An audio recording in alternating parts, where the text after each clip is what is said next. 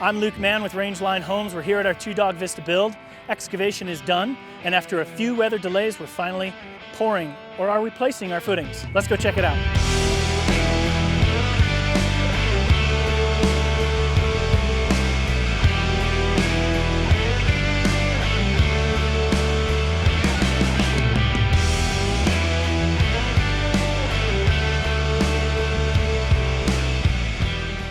So I always love being on site when they're pouring concrete, especially when they have a pump truck. Look at this thing. It's a 52 meter, which means it can reach about 150 feet, which is our farthest point from the pump truck to the furthest corner of the house.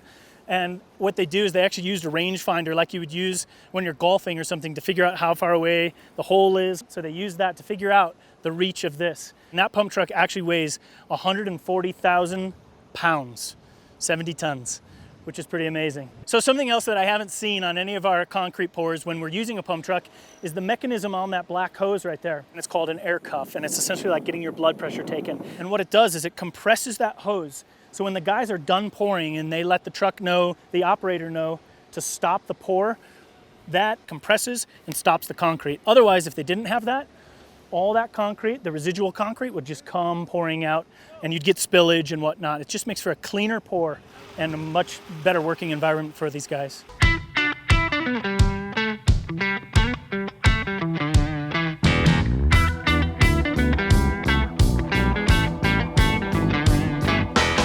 So we had some delays with regards to our ability to pour our footings, and one of them was weather, and the other one was just the amount of rock we've encountered. And this is some of the hardest rock that our excavator has seen. And you can see these striations. He actually bought a new tool and it was grinding away the rock.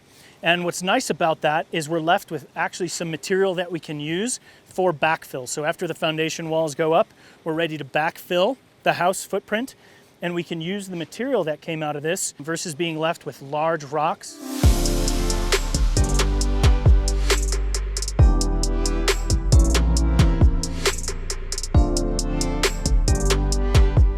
Once the footings are poured, we put our foundation wall on top of that.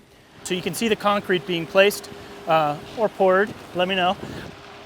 And they're gonna run down this section here.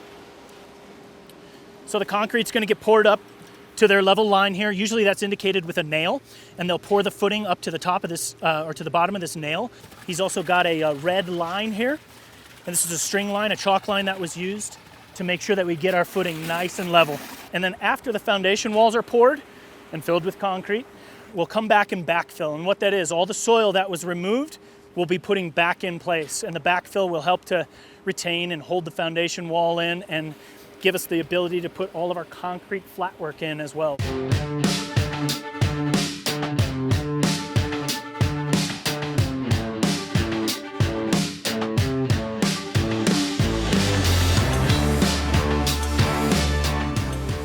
All right, so this footing has been poured. They're done with this area.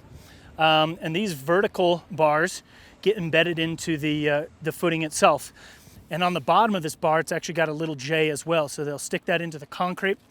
And what this does is now the foundation wall forms will go on top of the footing here. And in the foundation will be horizontal rebar. And that horizontal rebar will actually get attached to these verticals. So it'll be like a grid pattern. All right, so now that this footing has been poured and the rebar is in, let's go check out how that concrete works its way from the truck into the pump, into the line, and into the footing here.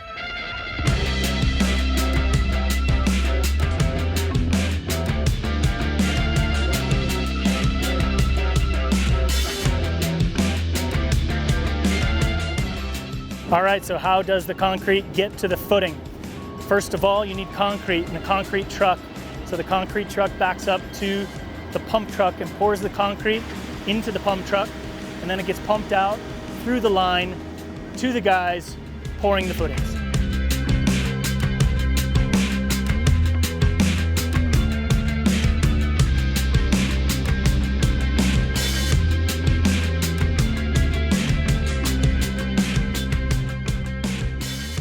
So we are here with our concrete cylinders, and what we did was we hired a testing company to do all of our concrete testing, and these are filled with the concrete that was poured today. And what's very cool about this is that this will actually cure at the same rate, at the same temperature, at the same humidity as our footings that were poured today, or were they placed. Once these are cured, then they will be sent to a lab to test their compressive strength.